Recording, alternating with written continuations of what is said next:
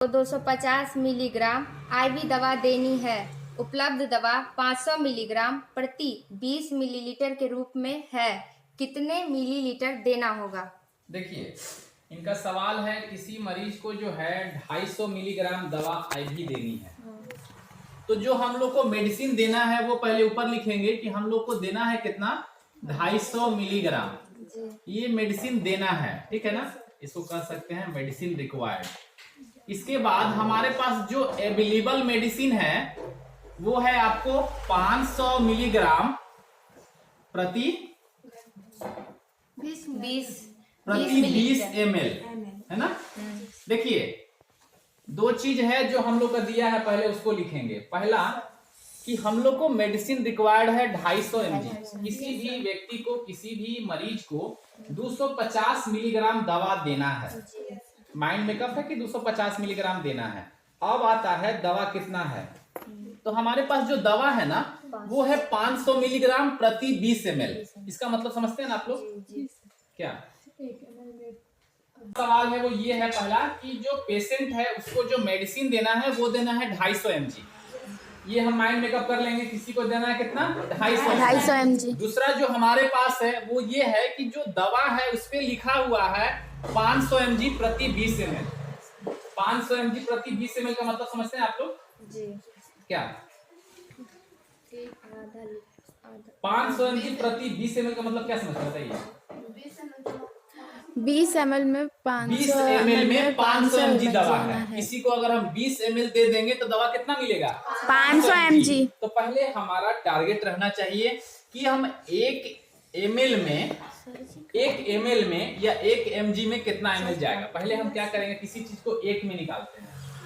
इसी तरह निकालते हैं ना कि अगर 10 आदमी किसी काम को मिलकर 4 दिन में करते हैं तो फिर हम निकालेंगे कि एक आदमी कितना दिन में करेगा, तभी तो फिर 200, 500 या 1000 का सवाल रहेगा तो उससे मल्टीप्लाई करेंगे। तो हमारा सबसे पहला काम क्या है, ये निकालना कि हमारा 1 mg कितना ml में आता है। तो इसको हम लोग लिखेंगे 500 mg बराबर 20 ml। कोई दिक्कत नहीं है? नहीं सर। अगर हम 500 mg का दवा लेते हैं तो हमको 20 ml लेना पड़ेगा। अब आता है कि 1 mg बराबर क्या होगा, तो ये होगा 20/500 ml। 20 ml का 500वां हिस्सा।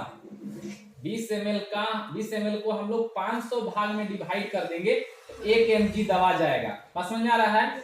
हमारे पास सवाल है कि 250 mg देना है तो कितना ml देना होगा, है ना।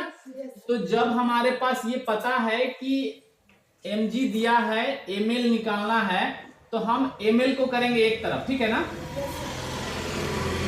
ये हो गया 250 mg, ml है तो 1 mg की जगह हो जाएगा कि 1 mg 250 mg, ये हो जाएगा 20/500 गुने 250 हो जाएगा ना।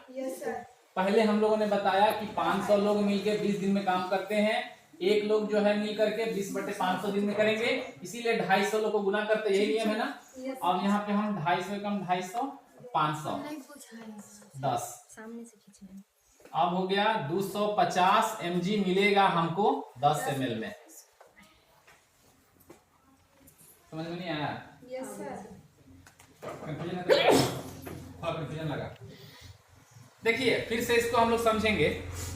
हमारे पास जो मेडिसिन है, यानी मेडिसिन जो देना है, सबसे पहले ध्यान देंगे चीजों को आसान करने के लिए होता है क्या है, उसको अलग अलग तरीके से मैंने पूरा सिंप्लीफाई रूप में करना। किसी भी व्यक्ति को देना है 250 mg, इसमें तो कोई कंफ्यूजन नहीं है। डॉक्टर बोल दिया 250 mg देना है, 250 mg में कोई कंफ्यूजन नहीं है। कंफ्यूजन यहाँ पर है कि जो हमारे पास मेडिसिन अवेलेबल है उस पे लिखा है 500 mg पर 20 ml। यहीं पे देखिए, यहीं से सिद्ध होगा।